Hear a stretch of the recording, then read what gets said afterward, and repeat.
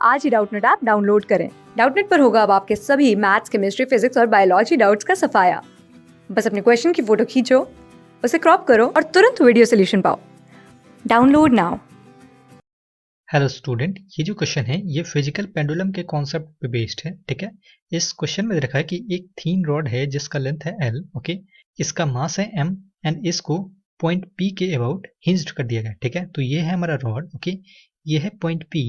ठीक है, इसके अबाउट इसको यहाँ पे हिंज्ड कर दिया गया है। ठीक है, नाउ ये है centre of the rod. Okay, यहाँ पे हिंज्ड नहीं किया गया। ठीक है, ये जो डॉट है ये बता रहा है कि ये रॉड का सेंटर है। ठीक है, एंड ये जो डॉट है ये बता रहा है कि यहाँ पे रॉड हिंज्ड किया गया है। ठीक है, नाउ अभी जो हिंज है ये ओके, ये सेंटर ऑफ मास है, रॉड के सेंटर से d डिस्टेंस पे है। ओके, नाउ हम लोग को पूछा है कि for what value of this d, ठीक है, the time period of oscillation of this rod will minimum. ठीक है, तो देखो होगा क्या कि अगर हम लोग इस हिंज के अबाउट रॉड को थोड़ा सा डिस्प्लेस करके छोड़ दें, ऐसे रॉड को कर दें, ठीक है, एंड इसको छोड़ दें, ठीक, तो ये SHM परफॉर्म करने लग जाता है। ठीक है, ऐसे ऐसे SHM परफॉर्म करता है। ठीक है, नाउ d का वो क्या वैल्यू हो सो दैट कि इसके SHM का टाइम पीरियड मिनिमम हो। ठीक है, ये हम लोग को निकालना है। ठीक है, सो सबसे पहले हम लोग फिजिकल पेंडुलम का जो टाइम पीरियड होता है उसके एक्सप्रेशन को डिराइव करते हैं। ठीक है, सो देखते हैं। सो ये है हमारा बार, ठीक है, एक रॉड जैसा। ओके, नाउ इस रॉड का मास है M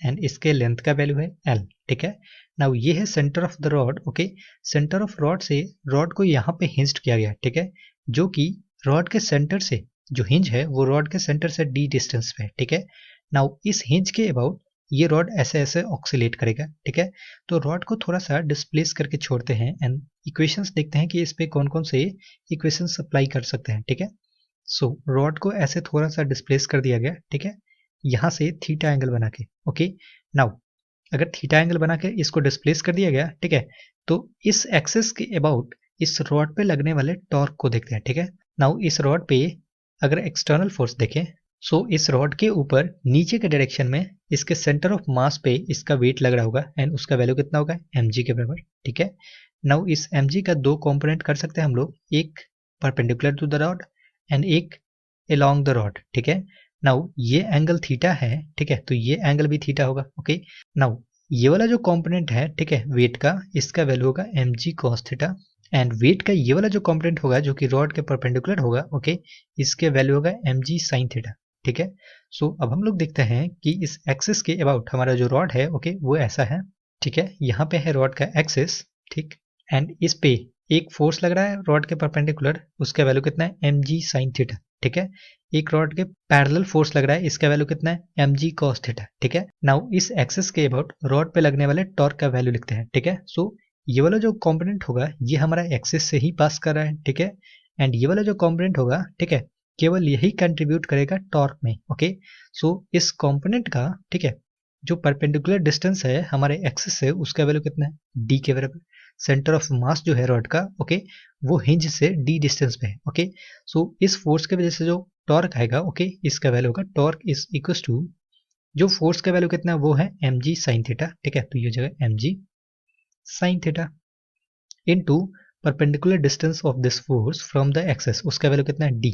नाउ यहाँ पे जो थीटा होता है ये काफी छोटा होता है। ठीक है, सो साइन थीटा को हम लोग थीटा भी लिख सकते हैं, तो ये जगह torque is equal to mg theta into D.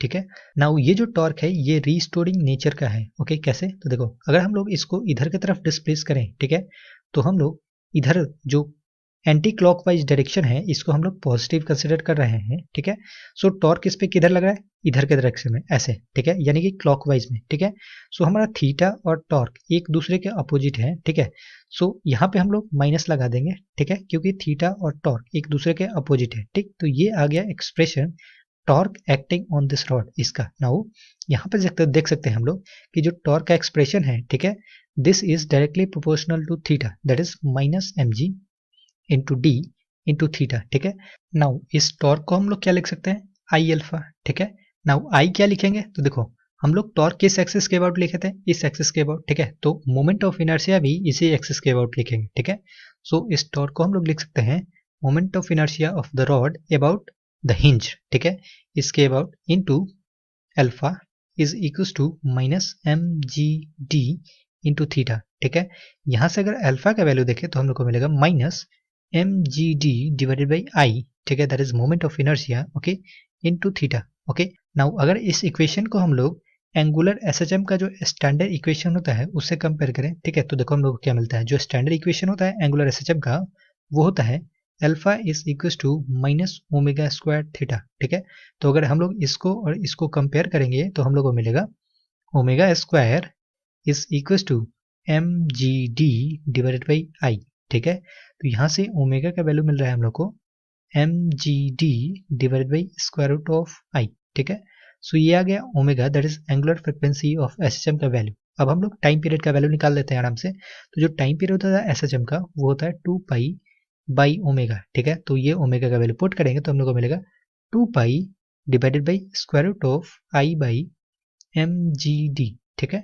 तो time period of this pendulum, इसका वैल्यू हम लोगों ने इतना निकाल लिया, ठीक है। नाउ हम लोगों ने टाइम पीरियड का तो वैल्यू निकाल लिया, ठीक है। अब इस हिंज के अबाउट इस रॉड का मोमेंट ऑफ इनर्शिया निकालते हैं, ठीक है। सो यहाँ पे पैरेलल एक्सिस थ्योरम लगा रहे हैं, ठीक है। एक कौन सा एक्सिस, यहाँ पे एक्सिस, एंड दूसरा कौन सा एक्सिस, यहाँ पे एक्सिस। दोनों एक्सिस एक दूसरे के पैरेलल हैं, okay. So parallel axis theorem लगाएंगे तो ये जगह I is equal to I about the centre of mass plus M into D का square, that is distance between these two parallel axis, ठीक है। सो ये हो जाएगा I is equal to centre of mass के about जो rod है इसका मोमेंट ऑफ इनर्शिया होता है एम एल स्क्वायर बाई 12, ठीक है, प्लस एम डी स्क्वायर, ठीक है। सो ये आई का वैल्यू हम लोग यहाँ पे रखते हैं तो टाइम पीरियड का जो वैल्यू है ये हम लोग को मिल जाएगा time period is equal to 2 pi square root of I का वैल्यू है M L square by 12 plus M D square divided by M G D, ठीक है। तो इसको थोड़ा सा सिंप्लीफाई करते हैं तो यहाँ से एम एम और एम कैंसिल हो जाएगा, ठीक है। इसको अगर हम लोग फर्दर सिंप्लीफाई करें तो टाइम पीरियड का वैल्यू मिल के आएगा time period will be equal to 2 pi square root of L square divided by 12 G D plus D divided by G, ठीक है। सो टाइम पीरियड और डी के बीच में हम लोग को ये रिलेशन आ रहा है, ठीक है। नाउ डी के किस वैल्यू के लिए ये जो टाइम पीरियड है इसका वैल्यू हम लोग को मिनिमम चाहिए, ठीक है। सो हम लोग यहाँ पे क्या करेंगे, मैथ्स का कॉन्सेप्ट यूज करेंगे, ठीक है। मैथ्स में क्या होता है कि अगर किसी भी फंक्शन का वैल्यू हमको मिनिमम चाहिए, ठीक है, तो हम लोग क्या करते हैं इसका differentiation with the respect of variable, okay, उसको हम लोग जीरो के बराबर इक्वेट कर लेते हैं, ठीक है। सो यहाँ पे टाइम पीरियड का वैल्यू हम लोग को मिनिमम चाहिए तो यहाँ से हम लोग कर सकते हैं D T divided by del D square, ठीक है। ये जो टाइम पीरियड है, ओके, ये डी पे डिपेंड कर रहा है, ठीक है। तो इसके रिस्पेक्ट में हम लोग इसको डिफरेंशिएट कर देते हैं, ठीक है। तो ये हम लोग को मिल जाएगा 2 pi, now square root of this term, okay, इसका डिफरेंशिएशन क्या होगा, ये हो जाएगा हाफ, ठीक है। एंड ये टोटल का टोटल टर्म डिवाइड में आ जाता है, ठीक है। तो ये हो जाएगा 1 by square root of L square by 12 G D plus D by G, ठीक है। तो ये इसका डिफरेंशिएशन हो गया। अब हम लोग अंदर वाले टर्म का डिफरेंशिएशन करते हैं, ठीक है। सो इसका डिफरेंशिएशन करेंगे तो हम लोग को मिल जाएगा minus L square by 12 G D square, ठीक है, प्लस इस वाले टर्म का डिफरेंशिएशन करेंगे तो हम लोग को मिल जाएगा 1 बाई जी, ठीक है। सो ये आ गया differentiation with respect to D, ठीक है। तो ये वैल्यू हम लोग को जीरो के बराबर करना है, ठीक है। सो देखो ये डिनोमिनेटर वाला टर्म जो है जो स्क्वायर रूट के अंदर है, ओके, ये आइदर पॉजिटिव होगा या फिर जीरो होगा। ये डिनोमिनेटर में है तो इसका वैल्यू जीरो कर भी नहीं सकता क्योंकि ये जो टर्म है ये इनफाइनाइट हो जाएगा, ठीक है। तो इतने टर्म से हमको कोई भी मतलब नहीं है, ये टर्म जीरो नहीं हो सकता। तो केवल जीरो कौन होगा, ये, ठीक है। तो इसको हम लोग जीरो कर लेते हैं, ठीक है।